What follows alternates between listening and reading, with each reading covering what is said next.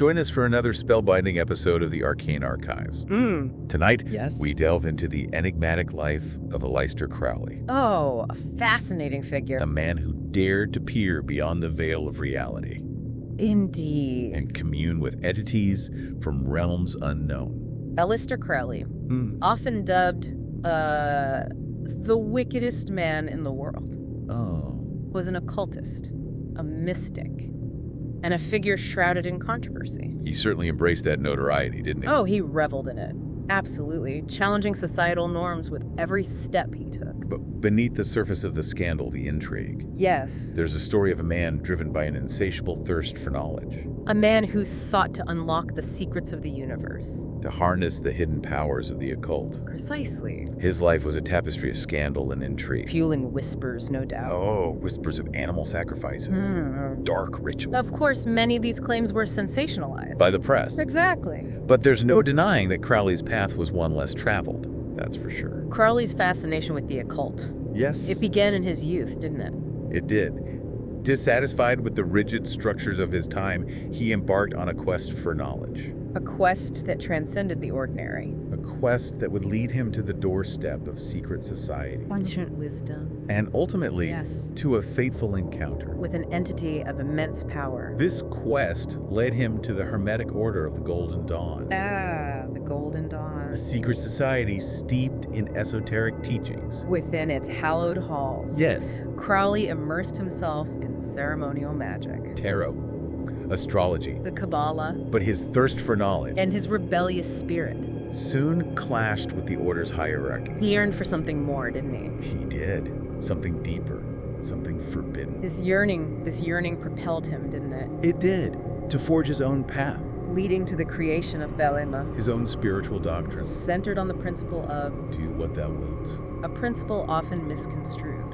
Oh, absolutely. Misconstrued as an endorsement of hedonism. But for Crowley, it was a call to align oneself with one's true will. A concept that formed the cornerstone of his spiritual and philosophical framework. Crowley believed that each individual possesses a unique and powerful true will. A driving force that guides their destiny. To discover and act in accordance with this true will was, for Crowley, the ultimate goal of human existence. It was. And Thelema provided the framework for achieving this. Emphasizing self-discovery, personal responsibility, and the pursuit of spiritual enlightenment. But Crowley's exploration of the occult didn't stop with Thelema. It didn't. No. He was a relentless seeker, constantly pushing the boundaries, always searching for deeper truths and more potent forms of magic. It was during one such exploration, one of many, that Crowley claimed to have made contact with an entity that would forever alter the course of his life. An entity from the annals of Sumerian mythology. Enki. Enki. The god of wisdom, magic, and creation. Imagine summoning a god from the depths of antiquity.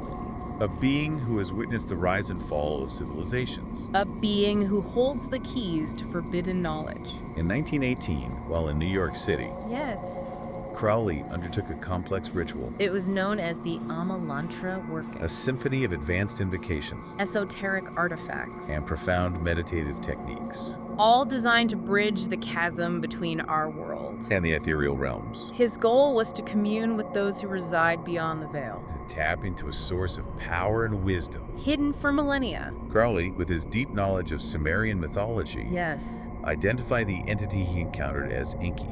A deity often depicted as a bearded god. Surrounded by flowing water. Symbolizing life, creation, and magic. Enki held dominion over the waters. A vital element in the arid lands of Mesopotamia. Making him a pivotal figure in the myths surrounding fertility. And life itself. His importance to those seeking knowledge and control. Over the forces of nature and the supernatural. Cannot be overstated.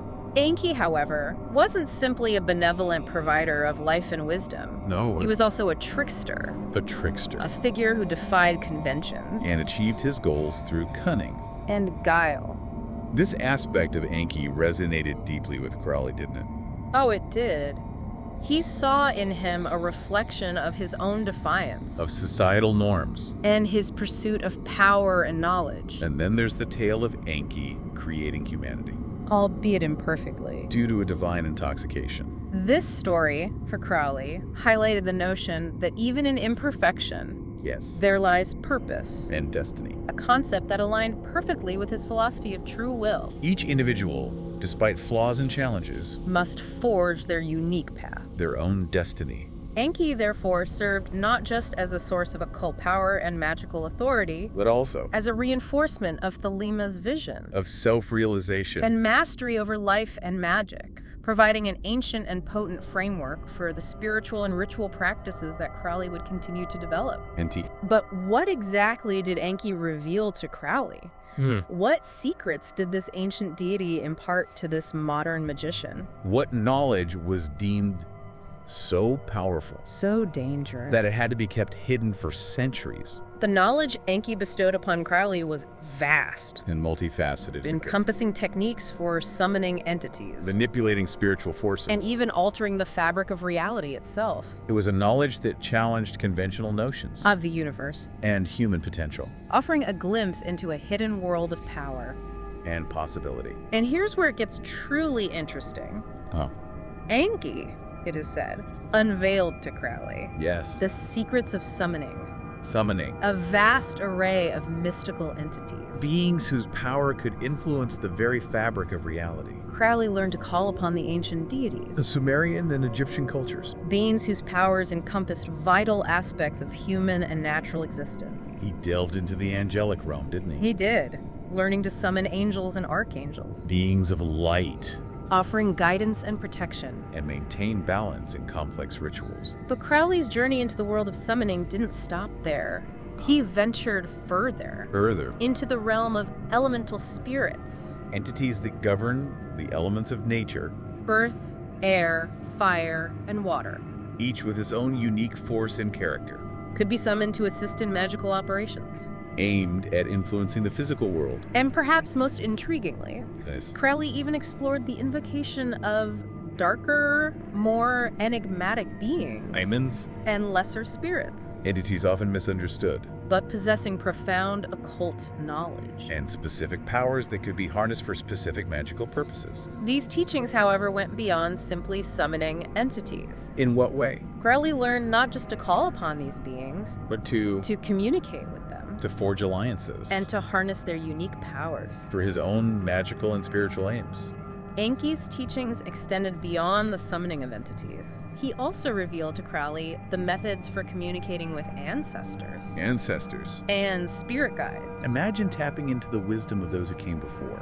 Drawing upon the knowledge of mages and sages. From bygone eras. These spirit guides could offer invaluable insights and guidance. From beyond the veil. Becoming sources of arcane knowledge. And mystical support. Crowley employed techniques involving the pronunciation of sacred names, the creation of specific sonic vibrations. To establish these connections. Techniques that not only opened portals to other dimensions, it also enabled him to manipulate and direct the energies gathered during his rituals. This ability to communicate and collaborate with such a diverse array of spiritual entities. It amplified Crowley's magical practice, granting him access to a seemingly limitless spectrum of mystical powers and esoteric knowledge.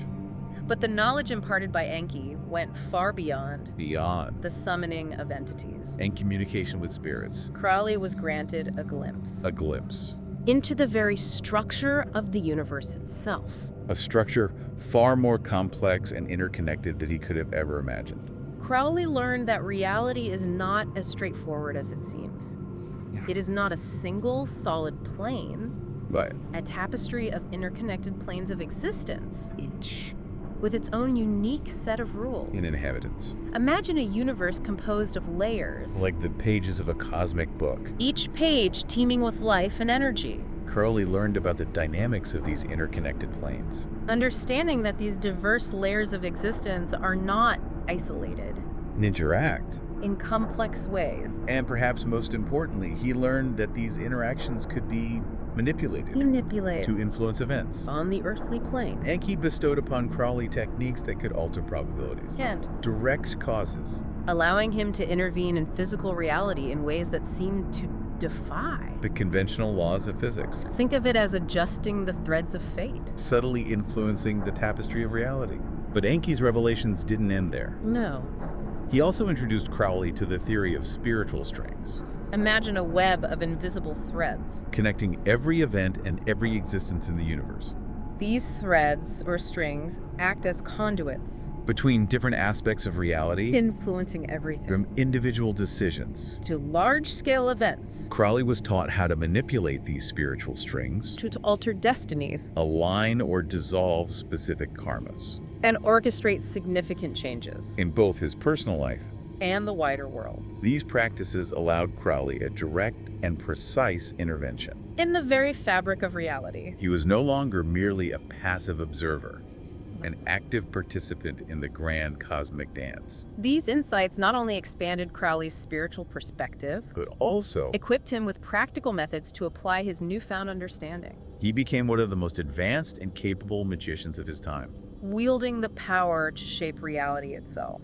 So, we've seen Crowley's journey. From his early fascination with the occult. Through his creation of Selema. To this pivotal encounter with Enki. The knowledge he received was profound. But it was also incredibly dangerous. As Crowley delved deeper into these mysteries, he would face challenges. And temptations. That would test the very limits. Of his will. And his humanity. This power to influence reality itself. It wasn't just theoretical. No. Enki revealed practical techniques. A sort of spiritual alchemy, you see. Alchemy? That Crowley could use to transform both himself, the world around him. One of the most intriguing techniques, I think. Yes. Was the alchemy of the shadow. The shadow. Think about those parts of ourselves we try to hide. Yes. The darker impulses. The fears, the insecurities. Most people spend their lives running from their shadow. But Crowley, guided by Enki's teachings. Yes. Did the opposite. He did. He confronted his shadow head on. He didn't just acknowledge those dark aspects. No. He integrated them. He did. Transmuted them into sources of power. And understanding. It's a concept that's echoed in many spiritual traditions. It is. The idea that true growth comes from facing our demons, not ignoring them. Crowley believed that by embracing his shadow, he could access a wellspring? A wellspring. Of raw energy. And insight. It wasn't about giving in to those negative impulses, but rather harnessing their power for personal and spiritual evolution. Yeah. Okay, so Crowley's learning to summon entities. Yes. Manipulate spiritual forces. And now he's mastering his own inner darkness. But Enki had even more to reveal. He taught Crowley the secret. The secret. Of creating homunculi. Homunculi. Spiritual beings. Crafted through a process of alchemical manipulation. Imagine having allies in the spiritual realms. Extensions of your own will. Carrying out your desires beyond the physical world. It sounds like something straight out of a fantasy novel. It does, doesn't it? These homunculi. But for Crowley, they were a very real and powerful tool. Creating them, though, required intense rituals. Precise control over esoteric energies. It was a delicate process. And demanding. A deep understanding of the subtle forces at play in the universe. So by this point, Crowley has amassed a pretty impressive arsenal. He has. Of magical abilities. Summoning, communication with spirits, manipulation of spiritual strings, and now the creation of these homunculi. It's almost overwhelming to think about. But Enki wasn't finished. Oh. There was more. He also revealed the existence of lost languages. Lost languages. Of power. Languages that predate our modern tongues. Vibrating, you see, with a mystical potency. That could alter reality itself. These weren't just words, were they? No, they were keys to unlocking hidden dimensions of power. When spoken correctly. These ancient dialects could heal, curse, even reshape the fabric of existence. They were conduits to a primal force that transcended the limitations of human speech. And if all of this wasn't enough, there's more.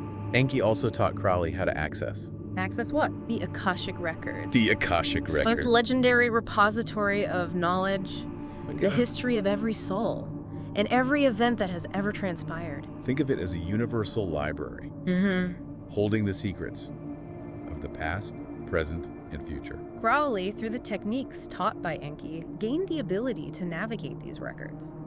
Imagine the insights he could glean, the understanding of time and destiny. It's almost as if he was given access to the source code of reality itself. The ability to not only observe, but to potentially influence the unfolding of events. on a grand scale. The knowledge Crowley gained from Enki was profound. It transformed his understanding of magic, of the universe, of his own place within it. It also came with a heavy burden, the responsibility of wielding such power, of navigating the treacherous currents of the occult. It was not one to be taken lightly. So we've explored the vast and often unsettling knowledge that Crowley acquired. But what does it all mean? What relevance does this man's journey into the occult have for us today? Crowley's life and work, shrouded in controversy. Even his critics can't deny the impact. He's had on modern occultism. It's fascinating, isn't it? It is. Here's a man ostracized by society, labeled a heretic, a deviant. And yet, his ideas, they continue to resonate, to inspire, to provoke, even a century later. what can we, as modern seekers, glean from his experiences, from this forbidden knowledge he claimed to receive from Enki? I think one of the most powerful takeaways is the emphasis on self-knowledge. Crowley, in his own often extreme way, demonstrated the importance of confronting our shadow selves. Of integrating those aspects of ourselves that we often try to deny or repress. It's a challenge that's relevant to everyone. It is, not just occultists or magicians. We all have those dark corners within ourselves. And Crowley's journey suggests that true power comes not from ignoring those shadows, but from facing them. Understanding them. And ultimately transmuting them into sources of strength. And then there's his exploration of altered states of consciousness. Crowley used ritual and meditation as tools to expand his awareness, to access hidden dimensions of reality. Which is something that many spiritual traditions have been doing for centuries. Using various techniques to achieve higher states of consciousness. To connect with the divine. Or to simply gain a deeper understanding of themselves and the universe. Exactly. Crowley's work, while often presented in a very specific and often controversial context, can be seen as part of a much larger human impulse, a desire to transcend the limitations of ordinary perception, to explore the hidden realms of consciousness. But what about the knowledge itself? The techniques for summoning entities, manipulating spiritual forces, accessing the Akashic records. Are these things that we should even be considering? It's a question each individual has to answer for themselves, isn't it? It is. The path of the occultist. It's not for everyone. Requires a certain level of courage, discipline, a willingness to confront the unknown. And let's be honest, some of what Crowley describes is unsettling, even disturbing. It's easy to see how he gained a reputation for dabbling in the dark arts. There's no denying that.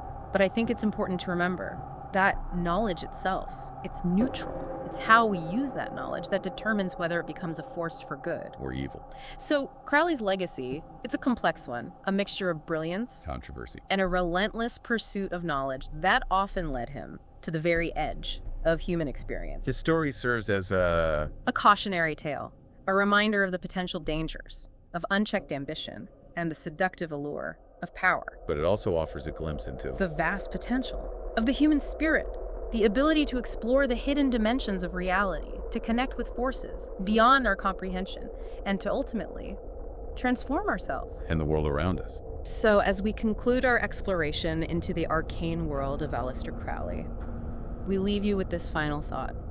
Keep your curiosity alive. Question everything, and never stop seeking the truth, however elusive it may be. That's it for now. Keep your curiosity alive, and we'll meet again soon.